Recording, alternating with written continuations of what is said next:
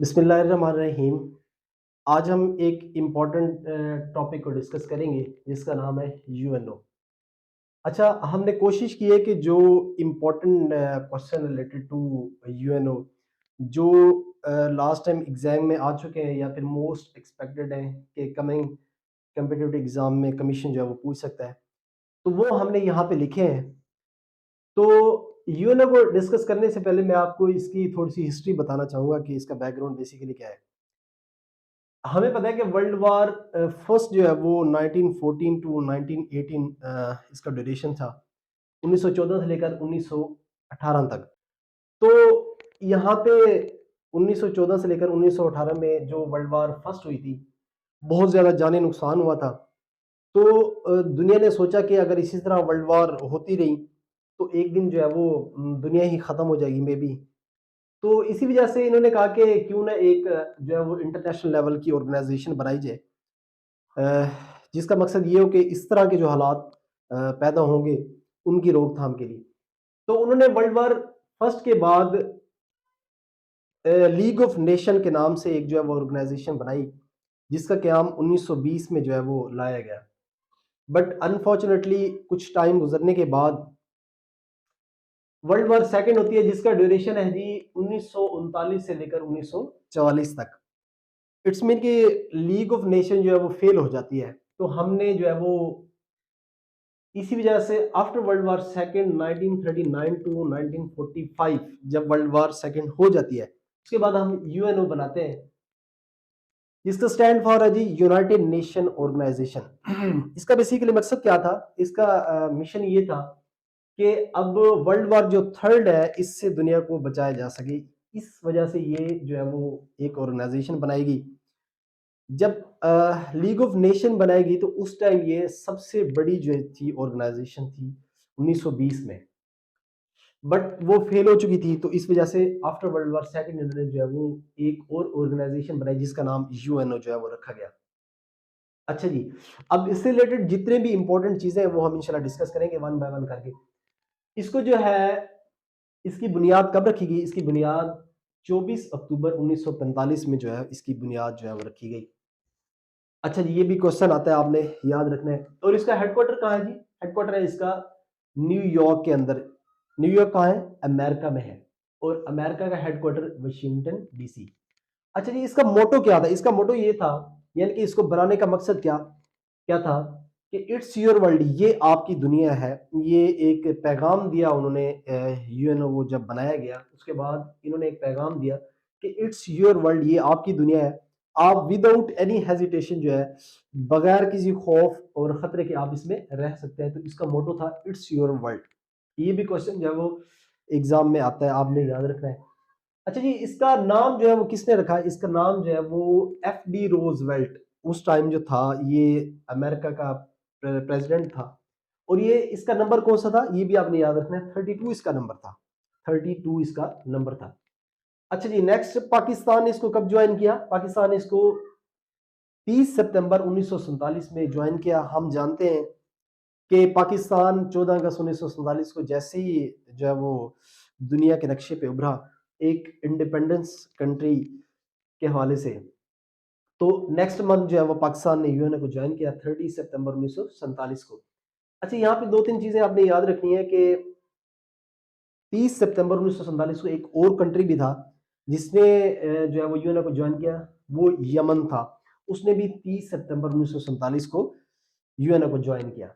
अच्छा जी, अच्छा, जब पाकिस्तान ने यूएनओ को ज्वाइन किया तो उस टाइम एक कंट्री था जिसने पाकिस्तान की अपोजिशन की, मतलब कि उसको अपोज किया कि ये जो है उसको वोट नहीं दिया उसने पाकिस्तान को, तो वो अफगानिस्तान था। बिकॉज ड्यूरल लाइन आप जानते हैं, जो है वो पाकिस्तान और इंडिया के पाकिस्तान और अफगानिस्तान के दरमियान जो एक लाइन है, एक बॉर्डर है, तो उसकी सेटलमेंट की वजह से कुछ इश्यूज थे। उस वजह से जो है वो अफगानिस्तान ने पाकिस्तान को वोट नहीं दिया। तो ये भी एक इम्पोर्टेंट क्वेश्चन है कि at the time of joining two UNO Pakistan को वोट किसने नहीं दिया? अफगानिस्तान ने। अच्छा जी, अब जनरल असेंबली के टोटल जो है वो मेंबर कितने हैं? मेंबर है जी 193। वैसे तो हम जानते हैं कि टोटल कंट्रीज दुनिया में बहुत ज्यादा है, तो बट आपको पता है कि हर ऑर्गेनाइजेशन, हर इदारे की एक अपनी जो है वो एसओपीज होती है, रूल्स एंड रेगुलेशन होते हैं। अगर उस पे वो पूरा आ जाए तो हम उसको जो है वो रिकॉग्नाइज कर लेते हैं। इस तरह 193 कंट्रीज थे जो एसओपीज को फॉलो कर रहे थे, जो है वो उनके रूल्स एंड रेगुलेशन पे पूरे उतरे। तो 193 कंट्री जो है वो मेंबर थे जनरल असेंबली के। अच्छा जी, उसमें दो जो है वो ऑब्जर्वर स्टेट्स थी। कौन कौन सी थी? वेटिकन सिटी और फलस्तीन। वेटिकन सिटी को होली सी भी कहा जाता है, ठीक है। अच्छा जी, अब ऑब्जर्वर स्टेट जो है वो पाकिस्तान 7 दफा इस टाइम जो है वो बन चुका है। 7 टाइम्स जो है वो पाकिस्तान अब तक जो है वो यूएनओ का ऑब्जर्वर स्टेट में बन चुका है। फर्स्ट टाइम 1952 से लेकर 1953 तक, सेकंड टाइम 2012 से लेकर 2013 तक, ठीक हो जी। अच्छा जी, अब वेटिकन सिटी जो है इसके बारे में आता है कि ये एरिया के लिहाज से दुनिया का एक छोटा मुल्क है, smallest country according to area. कहते हैं कि ½ किलोमीटर से भी कम इसका जो है वो एरिया है। अच्छा जी, फलस्तीन, फलस्तीन को आपको पता है कि नबियों की सरजमीन भी इसको कहते हैं। अच्छा जी, नेक्स्ट है last country to join UNO. अच्छा, यूएनओ को लास्ट में किसने ज्वाइन किया, किस कंट्री ने? साउथ सुडान ने 2011 में। नेक्स्ट हम चलते हैं जी, फर्स्ट सेक्रेटरी जनरल। अच्छा जी, यूएनओ को फर्स्ट सेक्रेटरी जनरल कौन था? ट्राइगिव लाई।